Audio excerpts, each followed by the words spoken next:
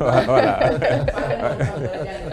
jërëjëf Aïcha kon comme ni nga koy waxee rek xam naa sax da ngeen gaaw tëj école yi waaye école yi tëjagut ndax des na tuuti ñu ngi ci BFEM yi xam nga man tam dama xaw a nekk tuuti ci mbirum école yi ndax daa am lu tax rek xaaral ma bàyyi noonu ma bañ a xuus si biir waaye même ñoom Talla Fall mii ñuy dalal tey nga xam ne tamit mooy nekkoon directeur de campagne Madi Touré si assemblée générale bi ñu jógee bu élective bu fédération sénégalaise de football nekk tamit yore wàllu communication ak marketing yoroon nga ko ba léegi si fële sa centre de génération foot centre ba it xam nga am na école kon balaa ñoo tëj mbirum école bi rek xanaa Talla dinañ la wax aussi nga wax ñu un peu si seen formation foofu ci génération foot wàllum jàng bi nan la fa tëddee. mais du ma yem foofu rek c'est-à-dire que maa ngi leen doon suivre léegi ci seen plateau bi c'est-à-dire que dañ ci wax yoo xam ne dafa am solo man am naa ki ma doon jàngal primaire ba léegi bu ma woowee dama ko naan monsieur tellement que je lui voue du respect ni ma ko doon séenee muy ñëw ñu naan ma sa maître ngi nële damay arrêté match bi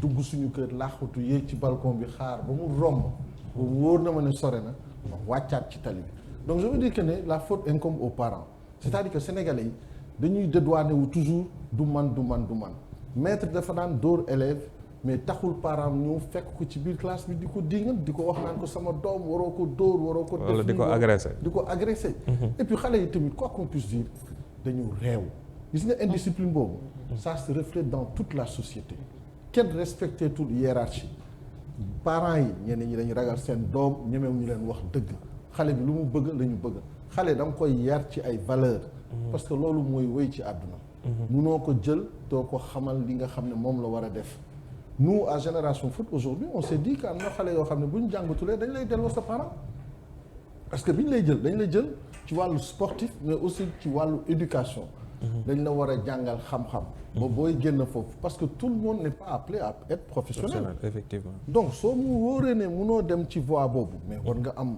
benn bagage boo xam ne war nga génneek moom foofu ba bu ëllëgee nga mën a wax ak nit ñi correctement war a mën a uti liggéey ci leneen et pourtant on le fait actuellement il y a des garçons qui ont eu le bac daaw am na ci ñoo xam ne ils sont pas appelés à être des professionnels mais on leur fait faire déjà une formation ñu ngi leen di fayal ñu ngi jàng donc ça c'est important mais c'est notre société qu'on doit revoir dans son ensemble nit ñi ñoo yaratul ci kër yi xam nga parce que da ngay am sa doom comme on dit parce que ki muy àndal bu fekkee ne amul yenn valeur wala yenn vertu day déteindre ci sa doom bu ëllëgee xale bi wax bu ñaaw gros mots yooyu yëpp dina génn ci moom alors que yow yaa ngi xeex ak moom ci loolu et à partir de ce moment il faut pas s'étonner que xale bi di am yenn comportement yi. dëgg la kon comme ni nga ko waxee Génération Foot éco sport étude lay def donc dañuy dugg rek dans le vif du sujet li nga xam ne mooy assemblée générale bu fi amoon ñu gagné leen yéen Madi Touré sa candidat ak Augustin Senghor candidat consensus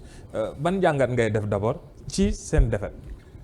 jàngat bi ma ciy def mooy que on a eu la chance de parcourir le Sénégal de fond en comble on a fait 3550 kilomètres yoo xam ne wër nañ ko ci Sénégal une première partie boo xam ne mooy dañu def 1750 kilomètres après la Tabaski bi amee réunion Eden Rock bi ba le soir même ci la ñu parcouriraat 1800 kilomètres donc li ñu ci mën a jàngat mooy wax nañoo ñi nga xam ne ñooy les principaux acteurs on est allé vers eux dem nañ ci ñoom wax leen proposer leen li nga xam ne moom la ñu bëgg a apporter comme renouveau du football sénégalais et très honnêtement moi je me dis c'est une très belle expérience les gens ont compris parce que aujourd'hui il n'y a jamais eu une élection qui a suscité autant d'attention de la part des Sénégalais d'une élection d'une fédération de football donc nous c'était ça l'objectif de faire comprendre aux gens l'importance de cette élection-là ba ñu xam lan moo doon quintessence élection bi et là à partir de ce moment ce sont des acteurs qui doivent prendre les responsabilités moom la ñu jël dem nañ ci élection gagné nañu maintenant il faut faire le bilan de tout ça xam lan moo dox ak lan moo doxul est-ce que c'était le système est-ce que c'est le discours qu'on a tenu ou pas mais qu'est-ce qui n'a pas marché et ça fera l'objet d'un effectivement seen campagne boobu ban jàngat ngeen ci gën a gis ak quels sont les problèmes yi nga xam ne moom lay football sénégalais di dund surtout dans l'intérieur. ma xam nga football sénégalais bi déjà il y a beaucoup de problèmes surtout au niveau du football amateur comme au niveau du football professionnel c'est dans sa globalité. Parce que tey boo xoolee subvention yi nga xam ne moom la ñu waroon joxe en cours de saison ñi ngi ko joxe bi saison bi tëjee à une semaine de l'élection ñuy soog a génne di joxe ay subventions donc ñi nga xam ne ñoom ñoo doon financer seen ay club léegi naka la ñuy def ba mën ci génn et nous ce sont des propositions qu'on leur a faites pour leur dire que ne tey ñun lii la ñu bëgg a def ak yéen pour que nga xam ne ku nekk mën na ci gis sa bopp comment financer le football sénégalais avec quels moyens donc c'est ça qu'on leur a dit fii la ñuy jëlee xaalis bi pour mën leen ko jox fii la ñuy jëlee logistique fii pour mën leen ko jox pour ngeen mën a wàcceeku coono yenn yi ngeen di daj pour seen yenn déplacements yi à l'intérieur du pays et ça on s'est rendu compte que les gens en avaient vraiment besoin un besoin mais dafa mel ni yenn ci kii yi déggee wuñ ko noonu ndax am na yu ñuy wax sax ne ay président ligue yu leen bañ a recevoir ak yu demee noonu c'était quoi le problème wala ñooñu dañoo jàpp ne liggéey bi fi nekk c'est déjà bon même pas parce que ñooñu ñoo la gën a sonn ci wàllu boobu ñoom ñoo la gën a sonn ñoo la ëpp ay jafe-jafe xam nga tey boo demee ba commencer gis ne sa adversaire il peut te damer le pion parce que lui il part sur place discuter ak ñoom ñi nga xam ne ñooy les principaux acteurs mais il y a un système qui a été mis en place c'est-à-dire que mooy président de ligue régionale bi nga xam ne moom moo la war a mën a accueillir dafay nekk dans l'autre camp ñooñu jox ko ay instructions ne ko bul dem foofu bu fa ñooñu ñëwee bu leen recevoir alors qu'on est des acteurs comme eux ëppalewuñu ci et en période électorale ñooñu war nañu mën a recevoir képp ku ñëw foofu di wax wàllu football et donc c'est ça qui était le problème parce que boo ñëwee ville bu mel ni Matam nga ñëw ñu ne la le président de ligue régionale nee nañ ko bu mu leen recevoir au même moment où nous on attendait ces acteurs-là ñoom ils étaient en train de recevoir des instructions de la part du président de ligue régionale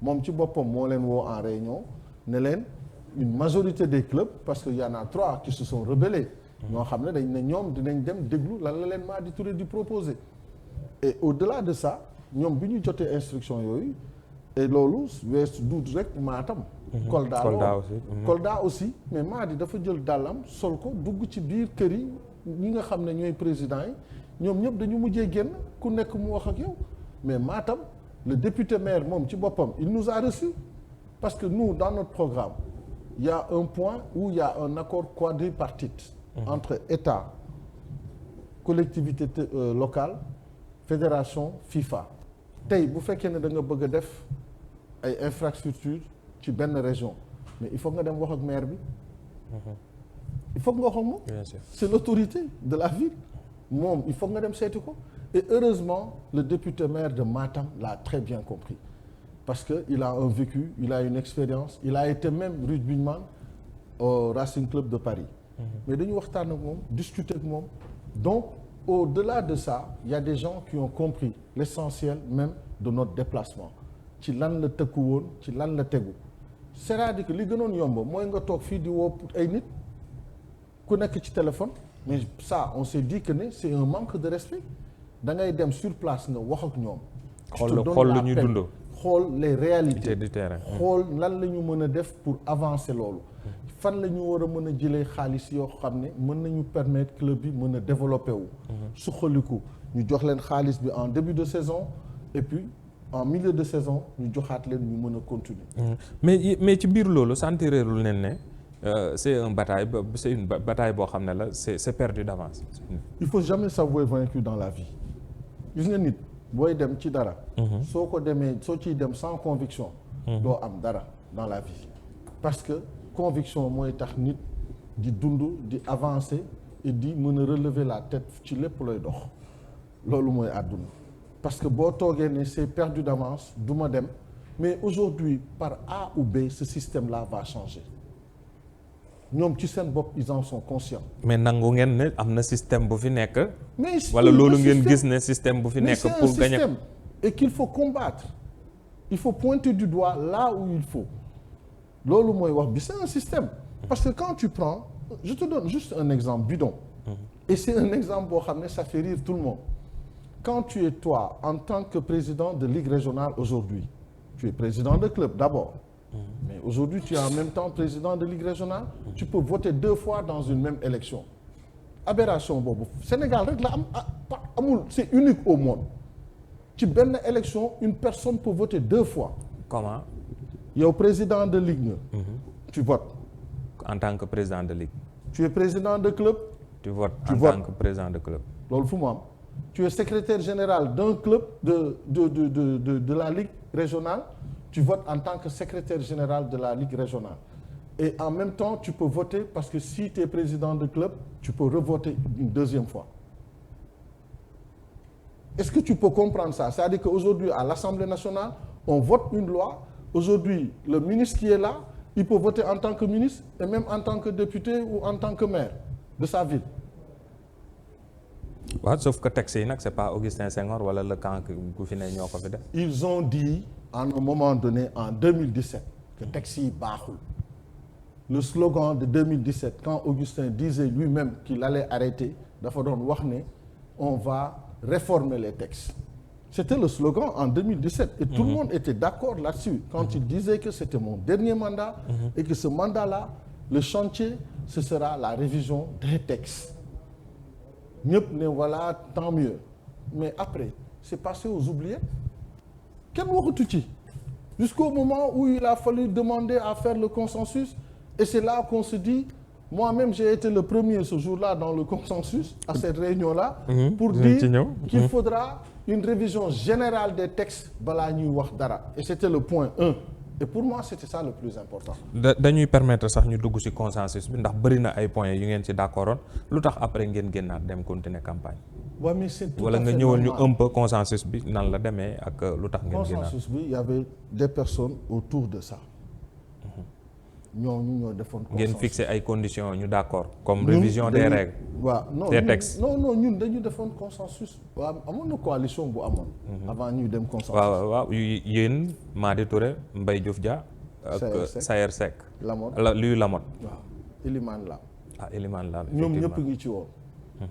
ñu ne léegi dañuy xaar ñu defal ñu toog ba d'accord ci loo xam ne ñun ñëpp on était d'accord sur une chose. que ne dañuy def consensus mais Augustin du ko jiite parce que dañ koy mandater CAF vu le nombre de casquettes qu'il a à partir de ce moment. mooy yéen seen consensus. voilà yéen avant consensus bu mag. voilà boobu mooy coalition bu njëkk bi. ñu d'accord ci loolu. bi ñu demee ba ci consensus bi on a vu que certains se sont retirés. mais yéen est-ce que seen consensus bi waxoon ngeen ne Madi Touré moo koy jiite wala keneen na koy jiite. parce que Mbaye Diouf Dia nee na woon moom avant ñuy dem sax ci consensus bee nee na Madi yow mënoo maa jiite. non il raconte sa vie il raconte sa vie moi j'étais présent à toutes ces réunions pas une seule fois il n'a sorti un mot pareil il faut pas que les gens se débinent à un moment donné gis nga nit ku nekk sa axulaay taala rek nga am ay mag lañu on est tous des responsables nit ki da ngay wax li nga xam ne ëllëg boo rombaatee nit da ngay siggi da nga koy xool et moi je mets au défi koo xam ne nee na wax na loolu ci bés boobu su dee waxul sax le contraire. mun naa am est-ce que du beneen ndaje. man j'étais au cœur. kenn Madi musulaa wax ne Mbaye Diouf Dia wax na ko loolu. dama ne réunion yi ñu tenir yëpp maa ngi ci xam nga gis nga nit ki après. wala yenn yi sax yaa ko président yaa ko kii waaw. yenn yi nit ki gis nga boo ko xoolee mu xool la jàkk am na ci ñoo xam ne xool naa leen bésu élection bi kenn si ñemewu ñu siggi xool ma te samay grand lañ dama ruus dama leen xool ci bët nii ñu waaf. comme kan. soxlawul aajuwul loolu wees na mais après xam nga la vie continue. xam nga tey loolu def nañ ko àddunaa ngi dox ëllëg dinañ dajawaat mais xam nga li gën a bon mooy que ñun dañu war a servir de modèle et d'exemple à nos enfants à cette jeunesse parce que on a un rôle d'éducateur ñun dañuy yar di wan xale yi di nga xam ne ëllëg loolu lañ leen di transmettre. comme héritage parce que loolu moom la nit di demee ci bàmmeelam.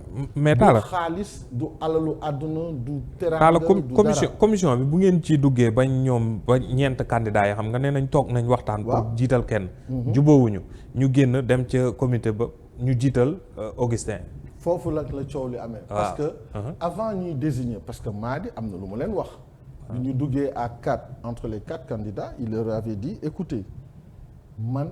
comme yow léegi Augustin dañu ne woon yow waroo ñu mën a jiite ci consensus bi Augustin na ko mais yow aussi tamit du ma nangu nga jiite ñu maintenant.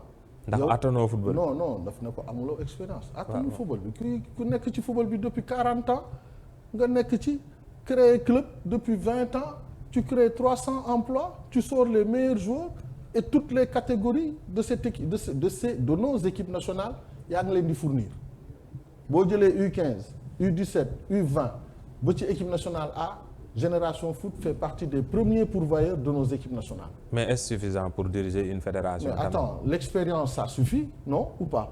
Quelqu'un qui a cheminé.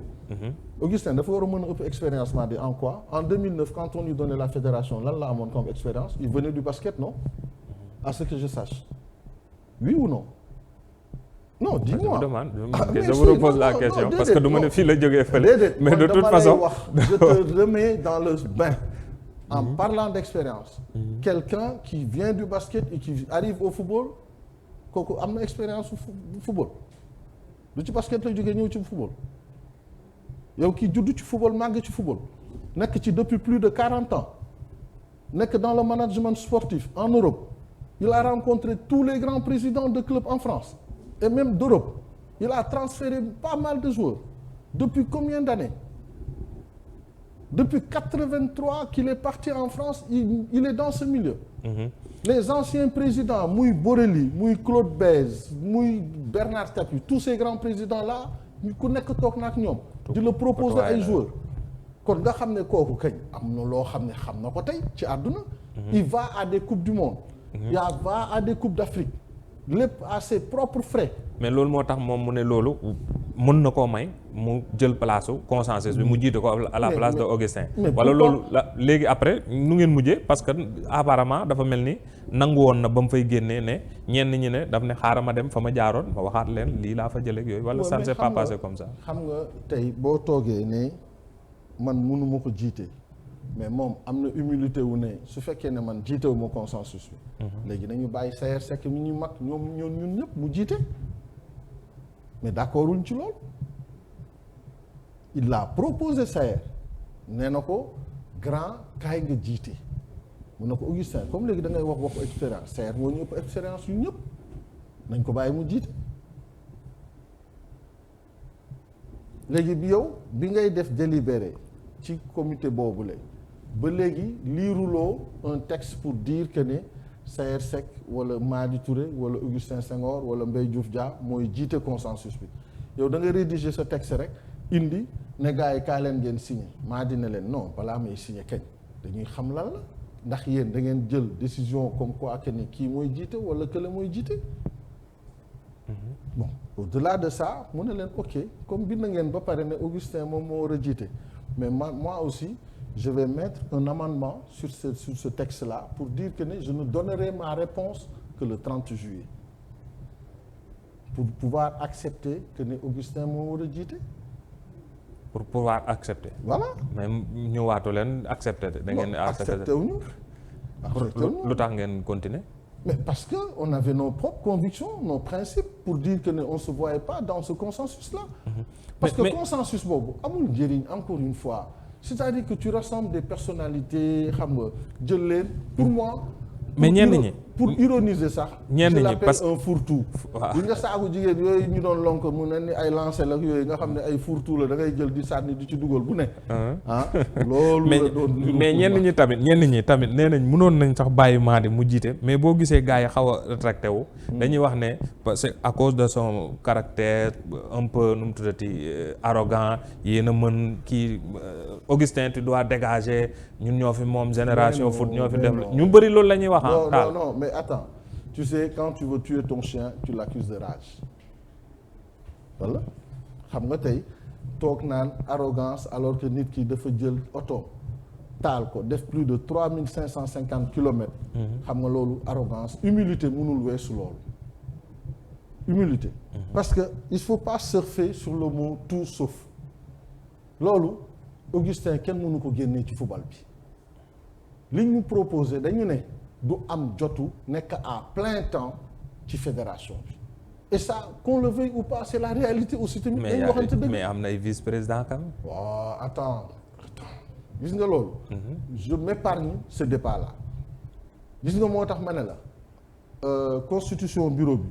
soo ko xoolee tey da nga ne kan mooy président Augustin premier vice-président Djibril Wade.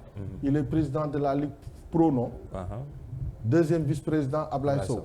il est ministre non. après nga ne ma. kan mooy Amadou Kane non maam Adama Ndour effectivement. troisième vice-président Amadou Kane. Amadou Kane soyons sérieux les gars am na yoo xam ne. xam nga gis nga soyons sérieux maanaam. xam nga ñooñu da nga leen xeeb ñooñu da nga leen xeeb. du question xeeb. xam nga wala dañoo mënut. xam nga lan moo am. tey gis nga scrutin de liste bi ñuy wax bés bu ñu ci demee. loolu mooy faj suñu problème yi ñu am ci football bi parce que football. tey mënuloo jëw rek ne automaticité des postes yooyu dafa war a nekk soo nekkee Ligue Pro yaay premier vice-président loolu fu mu am ñun c'est-à-dire que ñun Sénégal dañuy def loo xam ne c'est toujours à contre-courant de ce qui se passe dans le monde ay postes yoo xam ne mais est-ce que loolu aussi mënul renforcer démocratie si foofu parce que sachant que mënoo ko dégommer parce que mais du question non xam nga moo tax ñoom seen bopp quand ils reconnaissent que ne textes yi dañ ko war a changer loolu moo lay wan ne textes yi baaxul. Ils le reconnaissent. Depuis 4 ans, on nous chante sur tous les toits que ne textes yi baaxul et cette année-ci, on nous dit la même chose. Il faudra réformer les textes. Voilà donc xam nga réforme boobu. moo lay won ne tey gis nga élection dafa mel ni élection yëpp comme partout dans le monde. tu viens avec ton équipe. mais est-ce que yéen tam laajut ngeen dugg bu ñu leen copté woon ngeen dugg ci fédération pour bu réforme yooyu amee ngeen mun ci joxe seen part des choses. au lieu que ngeen tax. parce que bu ngeen taxawee day mel ni des cases départ à zéro lay doon rek. non da ngay def proposition de réforme des textes boo defee proposition ni lii la ñuy réformer ku nekk daal di ci indi sa wàll. soxlawul nga war a dugg ba ci biir pour def réforme yi. wala président pour défendre say propositions. non réforme yi am au Sénégal fii du dañuy woote ay assises du dañuy woote ay séminaire dañuy woote lu ne. c'est pas parce que tu n'es pas à l'intérieur du système que da nga doo bokk ci ñi nga xam ne doo joxe sa wàll. sa xam-xam ok waaw voilà dañuy def ci dem def tour de table bu fekkee ne ñoom Aïcha Thiam ak équipe am ñoom Beuz ak ñoom madame Beuz ak ñooñu suñ amee ay question Beuz ci sport bi ak yooyu yëpp comme ni ko waxee di ko waxtaan bi amoon na solo et que monsieur Fall leeral na li nga xamante ne moo xewoon foofee di élection bi ñu wundu donc ma bàyyi Babacar Kébé mu joxe premier laajam. waaw sama laaj day dellu si waat ci génération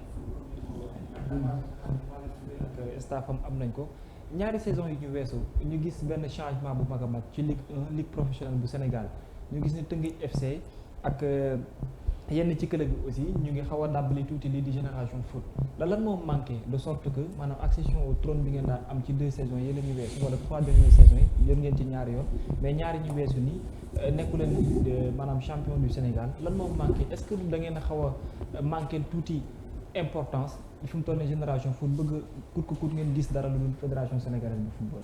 non yaakaaruma ne loolu problème parce que xam nga formation dafay am cycle. on a eu 35 bons joueurs. boo xoolee période bi ñuy dominer championnat bi ba bi Augustin di naan génération foot est la locomotive du football sénégalais jamono bi mu koy wax boobu dañuy gagner chaque année suñu gagné wul coupe du Sénégal ñooy gagner championnat mais cycle day jeex cycle boobu bu jeexee après il faut que nga reformer waat defaraat ay joueurs yoo xam ne da nga leen di préparer pour d'autres échéances ku mel ni Pape Matar Sarr ci ñooñu la bokkoon ci génération boobu la bokkoon bi nga xam ne tey ñoom ñoo waroon mën a xaar mais am na talent yoo xam ne mënoo leen téye parce que même moom avant muy dem ku mel ni Barcelone avait proposé 5 millions d'euros yu ñu tegoon ci table donc cycle la rek bu jeex léegi nag yow yaay defaruwaat xool li nga xam ne moom nga amoon moom nga manqué léegi pour revenir au devant de la scène. bañoon 6 millions d'euros yi. 5 millions d'euros yi. 5 millions c'est normal tu es en partenariat avec un club. ah ok waaw mettre la loyauté même bu dee moment boobu contrat bi jeexoon na de.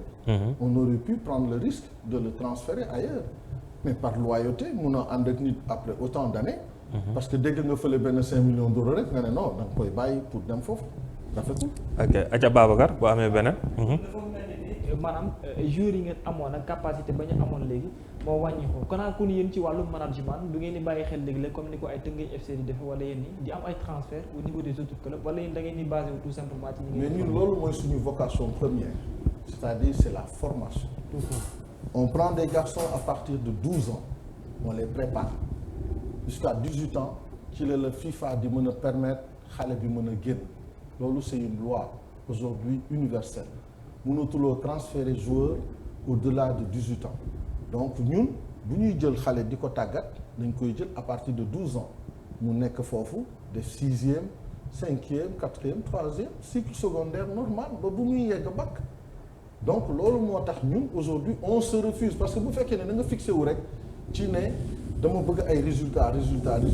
on a les moyens d'aller recruter des joueurs les meilleurs dans les clubs wala dem même à l'étranger jël fa ay joueurs yoo xam ne yu chevronnés indi leen pour gagner des titres mais après qu'est-ce que tu fais de la formation mais tey Sénégal bu demee ba commencer jouer bay am yenn présence sur le plan international ci yenn petite catégorie lan moo ko indi tey bu ñuy dem sélection on va prendre 7 à Génération Foot 8 à Diambar 5 à Dakar Sacré-Cœur 6 à Darou Salam c'est pour dire que ne ñooñu ñoom ñooy fournir tey les équipes nationales des petites catégories. mais gisoon nañ fi jàmbaar mu amoon politique boobu mais benn instant bi mu qualifié ay Ligue des champions yooyu xaw na recruter pour améliorer un peu yenn secteurs yi. mënu leen arrivé comme ngeen di dem ay Ligue des champions wala yu demee noonu Coupe CAF.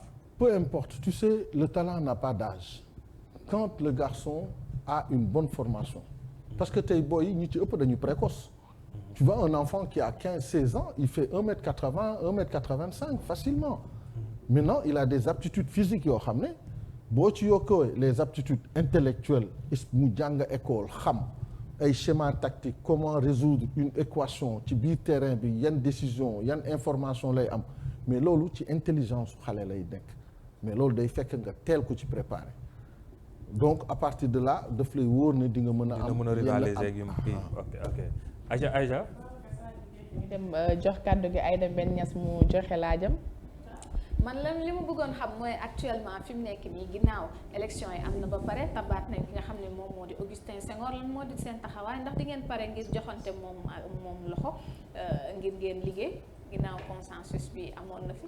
waaw xam nga ñun ba léegi on est resté sur notre logique mooy que dañu ne bépp consensus bu mën a am te amul révision des textes amul njëriñ mooy li ma la wax sànq rek. seen saak yu rafet yooyu nga xam ne boo daan ñëw fi vacances say waa kër ku nekk da lay topp naan la utal ma saagu lancel bi mujjee génn fourre-tout boobu xam nga ci jamono yooyu dañuy sonal nit naan la fourre-tout noonu la consensus boobu mel parce que boo ñëwee ne dafa am benn comité exécutif boo xam ne constitué de 23 membres ñu ne léegi ndax consensus bi dinañu dugal yeneen 8 23 plus 8 muy ñaata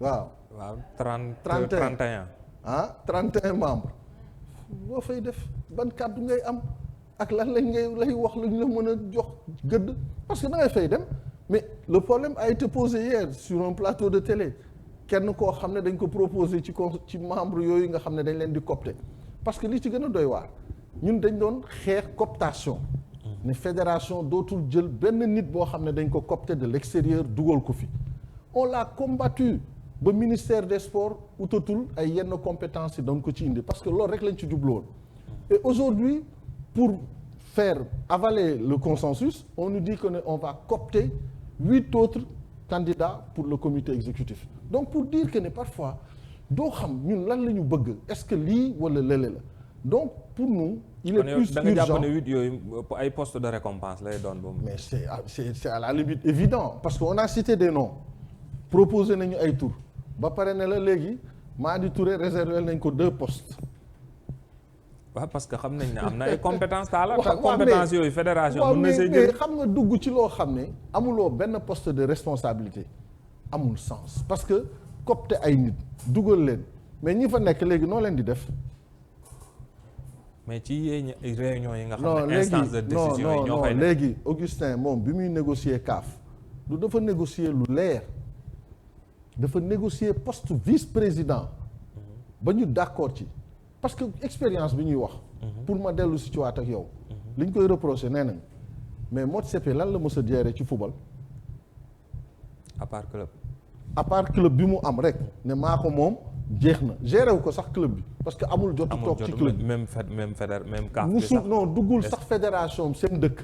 musu ci am benn poste bu gën a tuuti musu ko ci am secrétaire général sax musu ko ci am waxatuma la président wala dara musul donc am benn expérience ci clubam amu ko te pourtant tey moom la ñu jiital CAF nangul ñu ko ba pare Augustin nangu ne léegi négocier pour am poste vice-président premier vice-président donc gis nga ce débat là c'est un débat boo xam ne franchement ñun Sénégalais yi on aime bien les histoires de débat à deux balles xam nga yoo xam ne amul sens nit da nga koy juger sur du concret Madi Touré il est parti avec une table et 2 ballons te maa ci àndoon ak moom ba Madi ça fait plus de 40 ans on vit ensemble on a vécu ensemble en France je le connais très bien dama xam li mu def ak li mu mën tey bi muy tàmbali génération foot 1 franc yorewu ko à part ses économies la ñëw tegee loolu ba bi ñuy dem Denis Birandow les gens nous prenaient pour des fous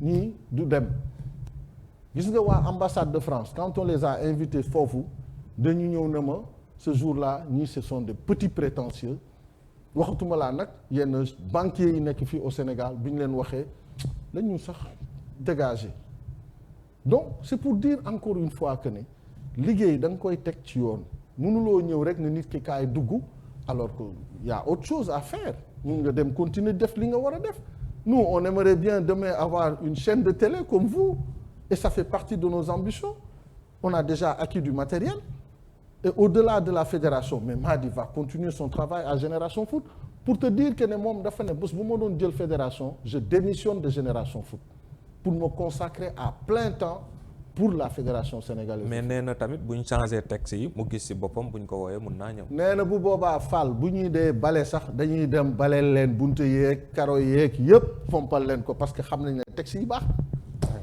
ok voilà fu may daanelee rek benn question lay doon mooy Augustin falaat nañ ko comme nu ko sama naataango bi léegi waxee. yéen ban chantier yan chantier ngeen di xaar ci moom pour mu accomplir ko ci ces 4 ans là. mais chantier yooyu xam nga keroog.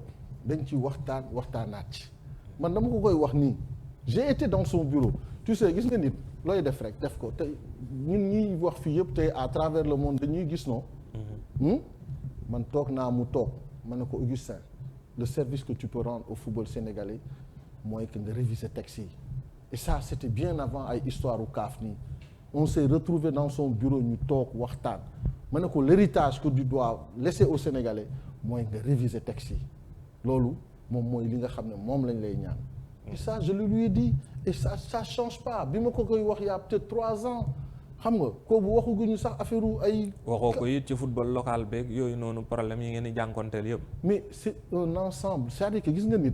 lépp looy def ci àdduna te amuloo ci programme bu baax. doo dem fenn programme mooy nit ku la mënti wax leneen ci àdduna. te amuloo programme boo xam ne da ngay ñëw proposer ko ñu ne la lii d'accord naa ci lii d'accorduma ci lii mais société noonu lay doxee. partout dans le monde dans les entreprises comme ici chez vous on vous fixe des objectifs et les objectifs c'est ça c'est la Fédé aussi elle a des objectifs à atteindre c'est pas seulement une Coupe d'Afrique c'est le développement du football c'est la détection c'est la formation des cadres et c'est ça le développement du football ay naan suñu gagné Coupe d'Afrique loolu waxu mbedd la da ngay xalaat li nga xam ne mooy tàggat xale yi ba nga xam ne dinañ yegg ci benn niveau. et c'est ça qui nous préoccupe aujourd'hui. kon consensus bi pour gagner Coupe d'Afrique waxu mbedd la. tu sais ça intéresse tout le monde mais xam nga ay toog naan damay ñëw dañu bëgg a gagner Coupe d'Afrique ñun ñëpp ko bëgg bi ñu juddoo ba tey loolu la ñuy séntu. xam nga man dama nekk ci famille boo xam ne dama amoon ay mag yoo xam ne kii day basket kii du football ki doon basket dafa nekkoon capitaine équipe nationale basket. di gagner ay titres ñu nekk xale yu ndaw keneen kii football ñu ne ko mais yéen xanaa doo leen gagner mais kële gagné na ay titres dem na ay Jeux olympiques donc dans la maison on était là ak ñun ñi nga xam ne ñoo bëggoon football ak sama petit frère bi nga xam ne moom moo bëggoon basket dafa ma naan yéen kañ doo leen gagner dara donc ñun ñoo war a xoolaat lan la ñu war a mën a def pour mën a yegg fi ñu bëgg ñun ñëpp. voilà ok jërëjëf Talla kon kontaan nañ ci sa invitation bi nga ñëw fii répondre ci suñu invitation kon ñu ngi lay gërëm di la sant di la encourager malgré seen défaite bi xam nañ ne di ngeen continuer liggéeyal pour football sénégalais bi. absolument voilà, et c'est moi qui vous remercie vraiment de l'invitation et jërëjëf. d'avoir partagé un plateau avec vous. ok merci beaucoup. Merci Aïcha à kon vous. kàddu gaa ngi noonu.